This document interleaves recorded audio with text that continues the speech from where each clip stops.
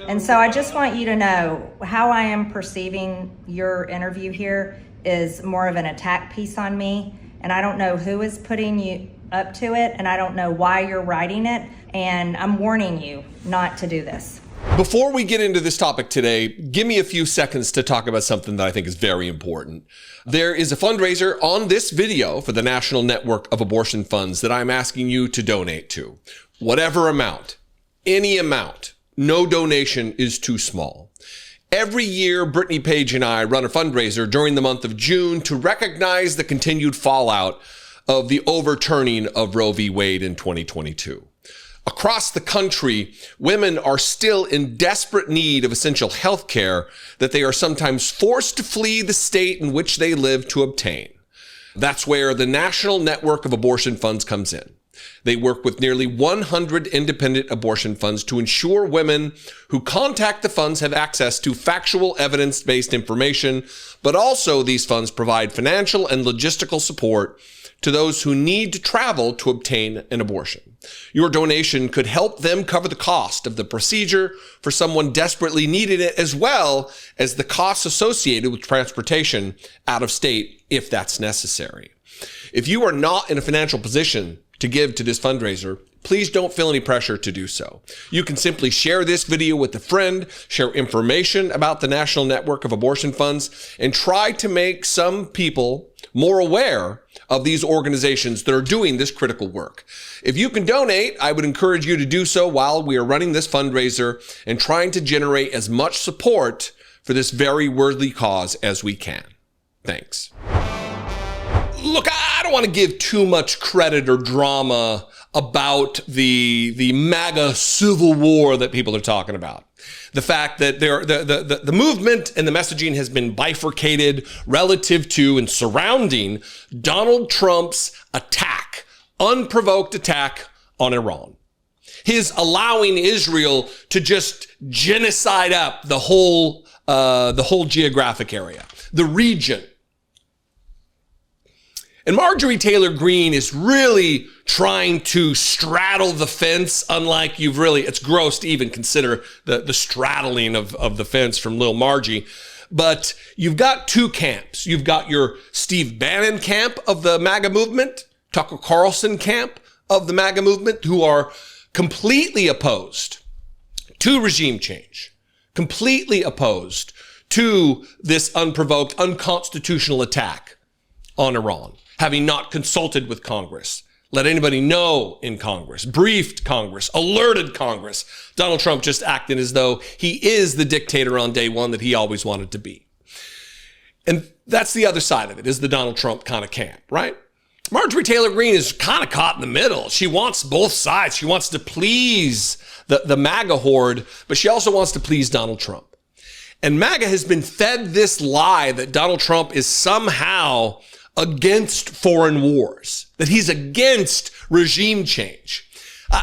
Actually, I was watching Seth Meyers last night, his Closer Look segment, and he put together a clip. I'll find it and I'll put it here.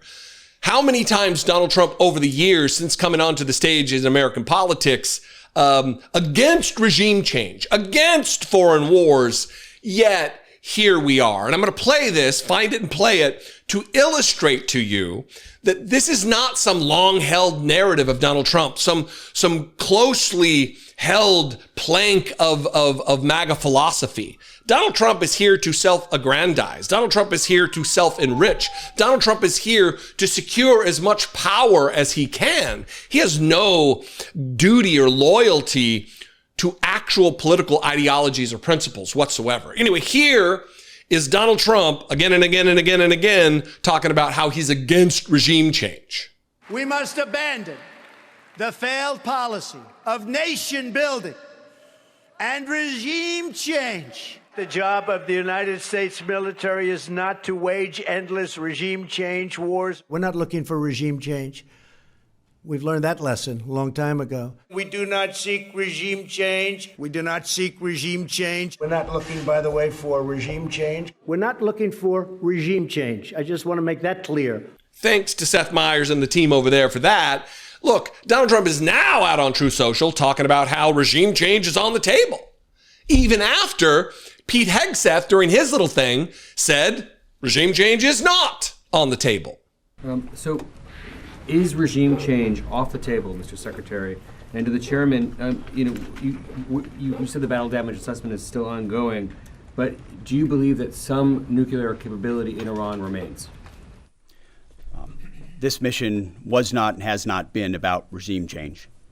So I know this is a long lead up to the video title and the video thumbnail, but Marjorie Taylor Greene is really trying to ride this. And she posted this on Twitter yesterday, along with a video that I'm going to play a segment of for you. She tweeted this: "I just ripped a reporter for his attempt to smear me, lie about me, and push a fake narrative that I don't support President Trump.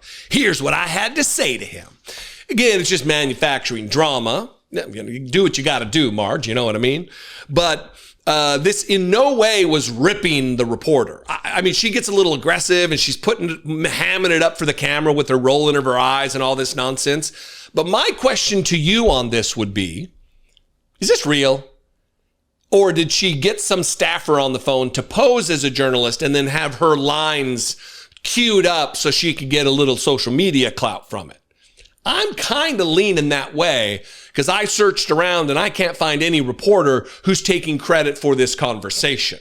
But the other alarming thing about this is that Marjorie Taylor Greene, the constitutional purist, the free speech absolutist, is actually threatening this reporter, this person on the phone, with, I guess, the full weight and power and breadth and width of her authority as a sitting United States Congresswoman.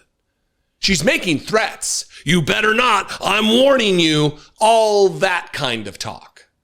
All in an effort to stay on both sides of everybody's good side, both the MAGA faithful with Donald Trump and the MAGA faithful with Steve Bannon and Tucker Carlson. Watch this ridiculous moment and let me know. Watch it and comment below while you're watching what you think. Is it real or is this contrived? I can't underscore that enough. I ran on the exact same platform that President Trump ran on. I got elected for the exact same policies and campaign promises that President Trump got elected on. There is no break. There is no split. There is no lack of support from me to President Trump. And so this would be a narrative or a lie that you're creating or someone's asking you to create. And I will not tolerate it one single bit.